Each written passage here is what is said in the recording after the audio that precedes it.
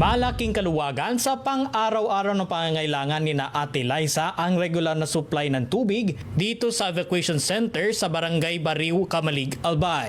Sobrang importante po sa kasi ngayon nagkukulang po sa supply po ng tubig. Kaya yung medyo nahirapan po kami na walang tubig. Thank you so much po sa sinasupply niyo po ng malinis na tubig po. Bukod sa mga nakatalagang water tanker, may filler bag din sa evacuation center na kayang lagyan ng 5,000 litro ng tubig araw-araw. Ang malinis at inuming tubig na yan dito sa evacuation center ay hatid mismo ng Philippine Red Cross. Para matiyak ang kaligtasan ng mga bakwit na apektado pa rin ang pag-alboroto ng Bulkang Mayon, sinamantala na rin ni Ate Liza ang libreng check-up at gamot ng Department of Health sa itinalagang medical station. Malaking pasasalamat niya dahil tuloy-tuloy ang pag-aalay ng pamahalaan sa kanila.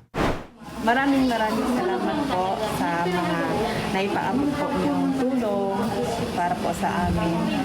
Naalala po nandito kami sa evacuation center po. Samantala, namahagi rin ng Philippine Red Cross na mga face mask sa mga bayan ng Kamalig at Ginobatan matapos ang ashfall mula sa pag-alboroto ng Bulkang Mayon nitong Sabado.